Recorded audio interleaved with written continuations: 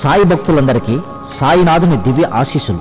బాబా దివ్య ఆశీస్సులతో స్వామి విశ్వచైతన్య గారి సంకల్పంతో మేము నిర్మిస్తున్న సాయి మానస వాసిష్ట్యం మన సాయి కథల ద్వారా సాయి భక్తులకు నిజ సాయి తత్వాన్ని అందించడమే మా ముఖ్య ఉద్దేశం. కాబట్టి ఇందులోని సాయి తత్వాన్ని అందుకుని మీరందరూ సాయి కృపకు పాత్రులవ్వాలన్నదే మా ధ్యేయం. ఇందులోని తప్పులను ఎంచక తత్వాన్ని గ్రహించగలరని ప్రార్థన. షిరిడీ సాయి తత్వ ప్రచార సమితి.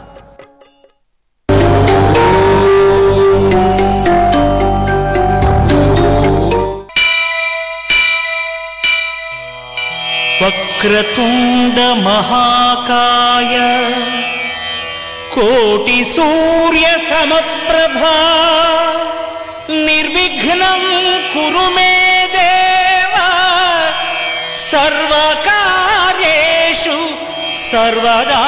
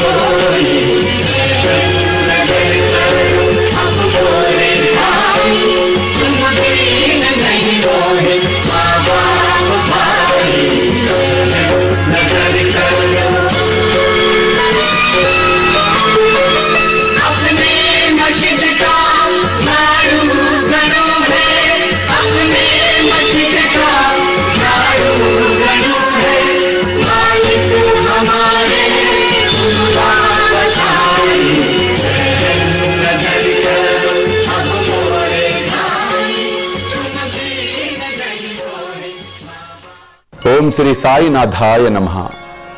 సాయి బంధువులరా, ఈ వారం అధ్యాయంలో అద్భుతమైనటువంటి దృశ్యాలు ఘట్టాలు మనం దర్శించుకోబోతున్నాం. నానాసాహెబ్ చందోర్కర్ను బాబా పిలిపించి అతనిలో భక్తిని నమ్మకాన్ని దృఢపరిచాడు. మనం గమనించాం కొన్ని వారాలుగా. ఎప్పుడైతే భక్తి శ్రద్ధలు కలిగినాయో అప్పుడు బాబా గురుతర బాధ్యతను వహిస్తున్నాడు, బోధనలు చేస్తున్నాడు, అద్భుతమైనటువంటి మాటలను బాబా తెలియచేస్తూ ఉన్నాడు.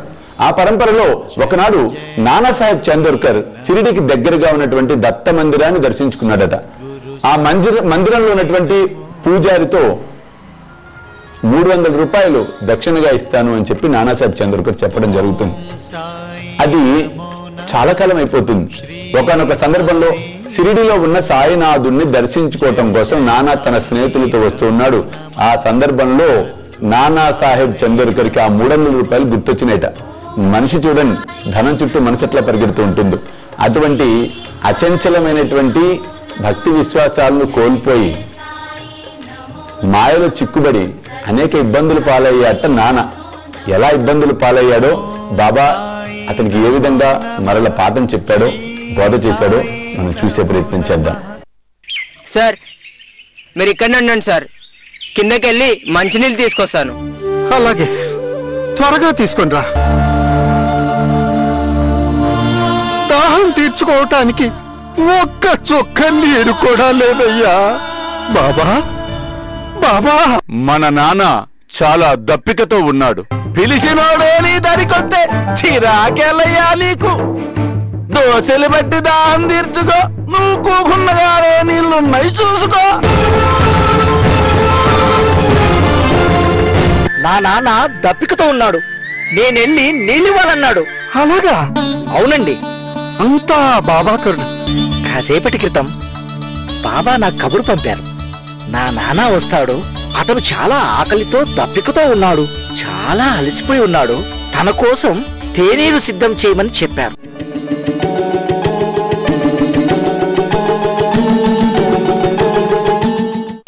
నానా, బాబా, ఈరోజు నీకొక బోధ చేస్తాను. మంచిది బాబా, చెప్పండి. నానా, నిన్ను ఎవరైనా ఏదైనా కోరితే, యాచించితే నీకు ఇవ్వటానికి కాని ఇప్పించటానికి కాని సాధ్యమైనంత విధముగా చెయ్యి. లేకపోతే నా వల్ల కాదని సరళంగా చెప్పయ్యా. అలాగే బాబా. వారిని నిరసించుట, హేళన చేయుట కాని వారిపై కోపగించుట కాని చెయ్యకు. నీకు ఇవ్వటానికి ఇష్టం లేకపోతే లేదు అని అసత్యము పలకకయ్యా. నేను ఇవ్వలేను అని కాని ఇబ్బంది కలదని కాని సరళముగా చెప్పు. అలాగే బాబా, మీరు చెప్పినట్టే చేస్తాను. నానా, నేను చెప్పినది జ్ఞప్తి కుంచుకునేదవా లేక మరచిపోయేదవా? బాబా, మీరు చెప్పిన దాంట్లో ఏమి కష్టం ఉంది బాబా? తప్పకుండా నేను జ్ఞప్తికుంచుకుంటాను బాబా. పిచ్చివాడా, నేను చెప్పినది పాటించుట అంత సులువు కాదు. బాబా, నేను తప్పకుండా మీరు చెప్పింది మనసులో ఉంచుకుంటాను, తప్పకుండా పాటిస్తాను బాబా. నన్ను నమ్మండి. అలా మాలి.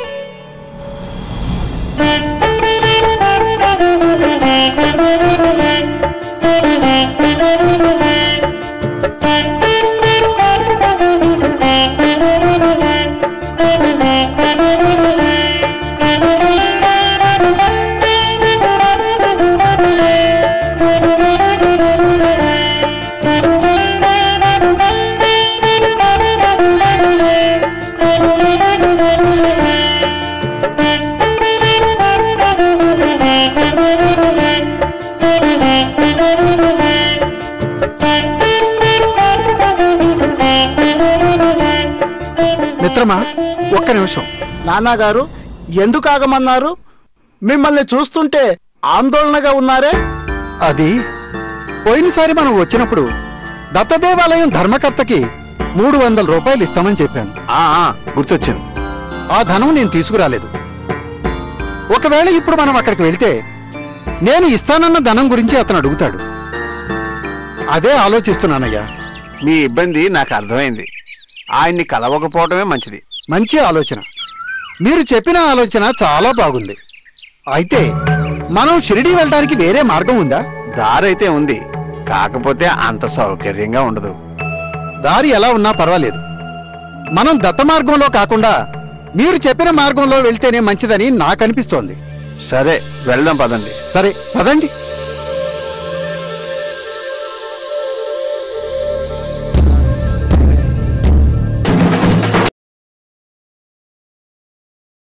దారి ఎలా ఉన్నా పర్వాలేదు, మనం దత్త మార్గంలో కాకుండా మీరు చెప్పిన మార్గంలో వెళ్తేనే మంచిదని నాకు అనిపిస్తోంది. సరే, వెళ్దాం పదండి. సరే పదండి.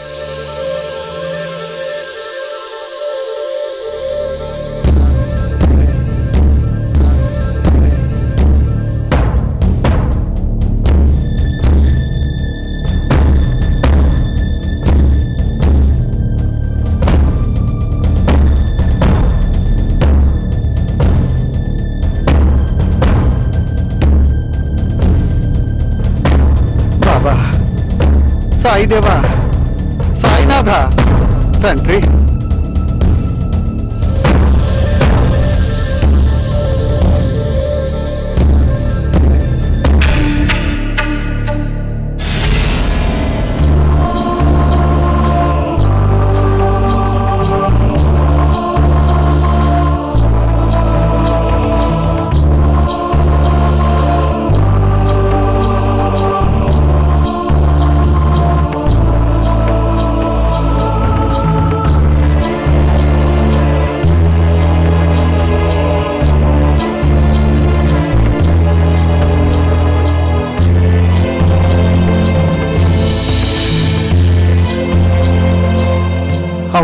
మనం వెళ్లే దారి సక్రమైందే కదా? సరైన మార్గమే నాన్నగారు. బాబా, సాయిరామా, బాబా, సాయి తండ్రి, బాబా, నాకు అనుమానంగా ఉంది మనం దారి తప్పామని.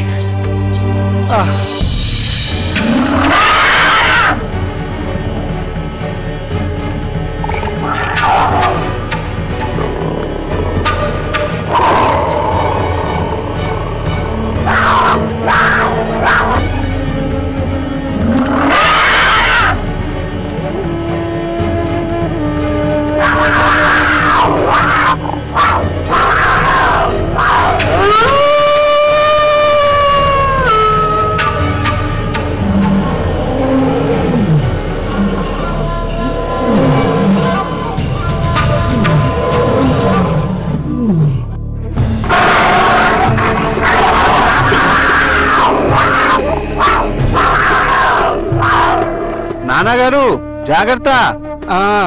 అలాగే మిత్రమా.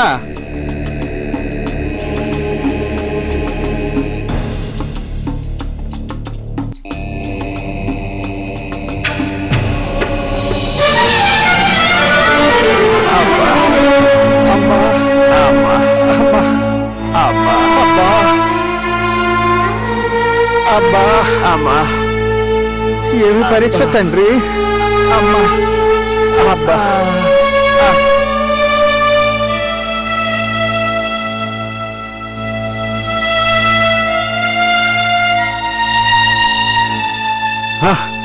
అమ్మా, నాకు తగిన శాస్త్రం జరిగింది. అయినా నాలాంటి వాడికి ఇది అవసరమా? అవును మిత్రమా, నీకు కూడా గుచ్చుకున్నాయా? పర్లేదు నాన్నగారు. గుచ్చుకోలేదు నాన్నగారు, గుచ్చుకోలేదు.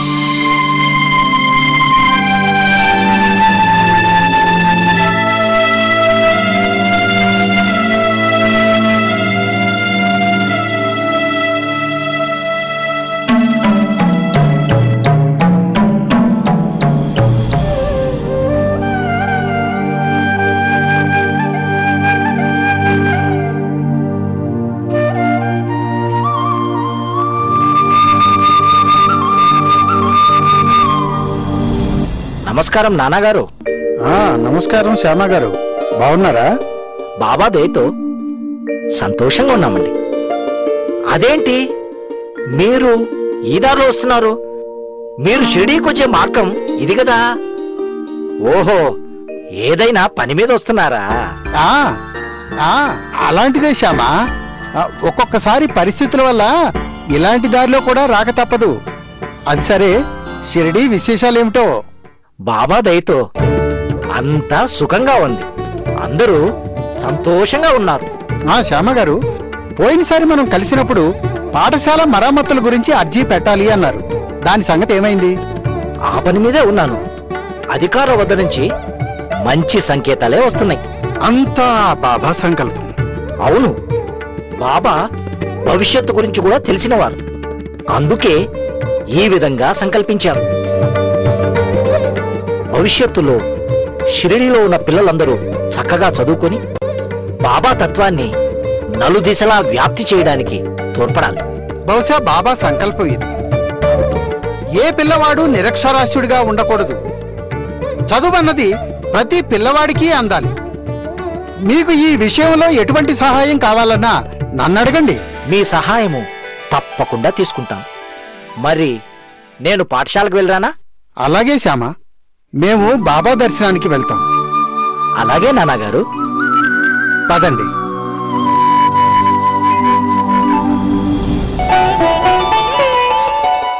నమస్కారం బాబా. నమస్కారం బాబా.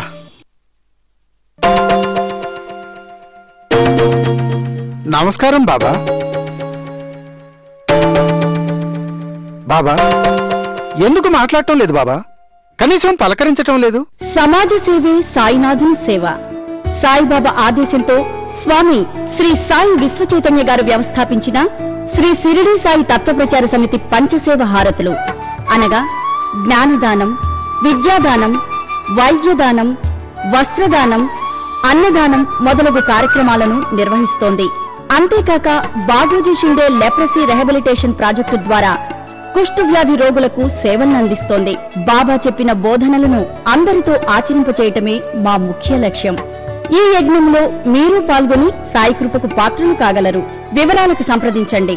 శ్రీ షిరిడి సాయి తత్వప్రచార సమితి, near Mega City Grammar School, Sri Gayatri Nagar, Jillelaguda, Saroor Nagar, Hyderabad. Phone numbers 9346323667, 9848312277. మా వెబ్సైట్ www.saitatvam.org.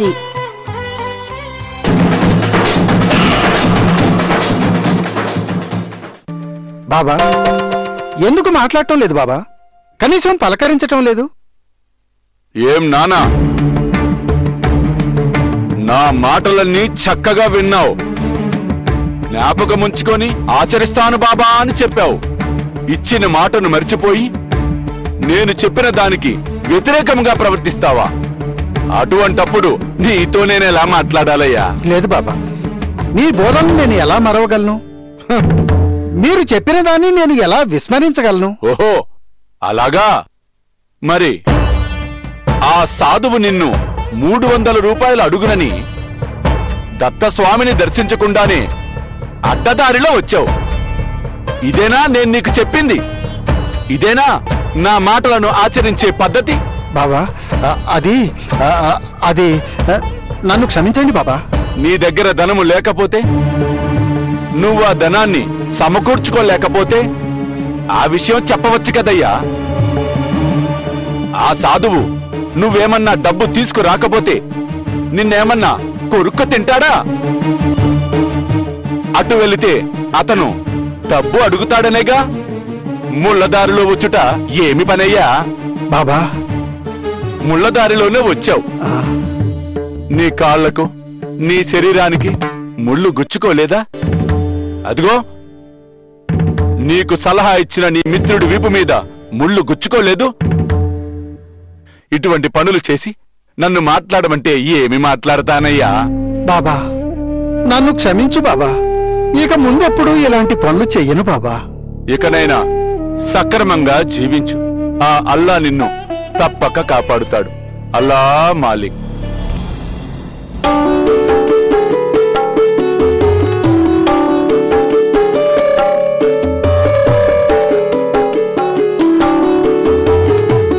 ఇది చాలా ఆశ్చర్యం కదా. అవును, మన బాబా నాన్నగారి కూతురి ప్రసవేదనని తొలగించాడయ్యా. మన బాబా ఎంత మహిమ గలవాడు. ఆ బాబుగిరి బోవా దగ్గర డబ్బులు లేవు, తానే గుర్రబండిలో వచ్చి నాన్నగారి ఇంటి దగ్గర దింపేట. సమయానికి ఊదు పంపి నాన్నగారి కూతుర్ని రక్షించాడయ్యా. అవునరా, బాబా లీలన్నీ కొత్తగానే ఉంటాయి. మరి ఏది ఏమైనా మన బాబా నమ్మిన వారికి ఎన్నో చమత్కారాలు చూపిస్తాడయ్యా. భాగ్యం ఉండాలి, అంతటి నమ్మకం కూడా మనకు ఉండాలి. అవునరా, నమ్మకం ఉండాల్సిందే. ఏది ఏమైనా అంతా సాయినాథుడి లీలే. అల్లా మాలిక్. చూశారు కదా, నానాసాహెబ్ చందోర్కర్ దత్త మందిరంలో తను ఇస్తానన్నటువంటి 300 రూపాయలు ఇవ్వలేకపోవటం వలన అడవి మార్గం దాన్ని తప్పించుకోవడం కోసం ప్రయత్నం చేశాడు. అంటే అలనాడే ఈనాటి పరిస్థితులు బాబా ఎంత చక్కగా మనకి ఆవిష్కరింపజేశాడో చూడండి. ధనం తీసుకోవటంలో సంతోషం ఉంటుందని, కానీ ఇవ్వటానికి చాలా బాధగా అనిపిస్తూ ఉంటుంది. కాబట్టి సాయి భక్తులందరికీ సాయినాథుడు నేర్పించిన గొప్ప పాఠం ఏంటంటే దక్షిణ ఇవ్వటము. దక్షిణ అనగా పాపములు, కర్మలను ఆ రూపంలో బాబా తీసుకోవటమే. కాబట్టి ఈ కథ ద్వారా మనకు సుస్పష్టంగా తెలుస్తోంది, ఇచ్చిన మాటకు కట్టుబడి ఉండాలి అన్న సత్యాన్ని బాబా తెలియచెప్పాడు. ఇప్పటికి కూడా చాలా మంది బాబా మందిరాన్ని, బాబాకు సింహాసనం మేం చేయిస్తాం, కిరీటం మేం పెట్టిస్తాం, ఇంత డబ్బు మేము ఇస్తాం అంటారు, కానీ మరలా మాట్లాడరు. మాట అంటాం సులభమే, ఆచరణలో పెట్టడమే కష్టం. కాబట్టి అనుభవం ద్వారా బాబా మనకు తెలియచెప్తుంది ఏంటంటే ఇచ్చిన మాటకు కట్టుబడి ఉండు. అంతేకాకుండా ఒక చక్కటి సాధకుడుగా మారాలి అంటే ధనము మీద వ్యామోహము పోవాలి. ఈ ధనమంతా కూడా పరమాత్ముడిదే అన్న భావన మనకి కలగాలి. ఎప్పుడైతే అలా కలుగుతుందో సర్వస్వ శరణాగతి చేయటం అంటే అదేనండి. తన్, మన్, ధన్, దేహాన్ని, అదేవిధంగా ధనాన్ని, మనసుని అన్నిటినీ సమర్పించటమే. ఈ కథలో, ఈ ఘట్టంలో దేహానికి ముళ్ళు గుచ్చుకున్నాయి. నాన్న ఎంతో బాధపడిపోయాడు. అలాగే మనసు చూడండి బాధిస్తోంది, అయ్యో డబ్బు ఇవ్వాల్సి వస్తుందేమో, ఎందుకులే అనవసరంగా తర్వాత చూసుకుందాంలే, తర్వాత ఇచ్చుకుందాంలే అన్న భావన కల్పించటం. కాబట్టి వీటన్నిటినీ అధిగమించే విధంగా సాధకుడు నడవాలి అని సాయిబాబా ఈ అనుభవం ద్వారా మనకి సుస్పష్టం చేయటం అనేది జరుగుతోంది. అంతేకాకుండా బాబా చేసిన చర్యలు చూడండి. నానాసాహెబ్ చంద్రకర్ని పరిపూర్ణమైనటువంటి సాధకుడుగా తీర్చిదిద్దుతూ ఉన్నాడు. అందుకే అద్భుతమైన బోధనలను చక్కగా చూపిస్తున్నాడు బాబా, ప్రత్యక్షంగా దర్శింపజేస్తున్నాడు సాయిబాబా. మరి వచ్చే అధ్యాయంలో ఇంకా గొప్ప బోధన చేశాడండి. దానికి ఎటువంటి తార్కాణం నిదర్శనాన్ని బాబా కల్పించాడో, మనసులో ఉన్న భావనను ఎలా తొలగించి పరిపూర్ణతను బాబా ప్రసాదించాడో దర్శించుకునే ప్రయత్నం మనం చేద్దాం.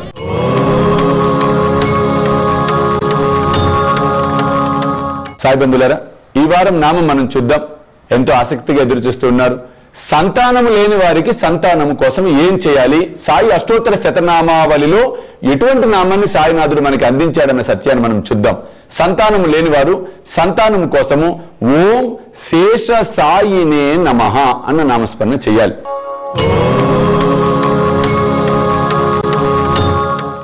ఓం శేష సాయినే నమః, ఓం శేష సాయినే నమః. ఈ నామాన్ని ప్రతిరోజు 108 సార్లు భార్యాభర్తలు ఇద్దరూ జపించాలండి. అంతేకాకుండా ప్రతిరోజు గోపంచకాన్ని 1 టీ స్పూన్ భార్యాభర్త ఇద్దరు సేవించాలి, తప్పకుండా సేవించాలి. అలా 72 రోజులు చేయాలి. అంతేకాకుండా ప్రతి గురువారము ఆవు పాలతో సాయినాథుడికి అభిషేకం చేసి ఆ అభిషేక తీర్థాన్ని స్వీకరించినట్లయితే తప్పకుండా 72 రోజుల లోపు సంతాన ప్రాప్తి లభించి తీరుతుంది, 100%. అందుకే పదే పదే చెప్పటం, నమ్మితే సొమ్ము నమ్మకపోతే దుమ్ము.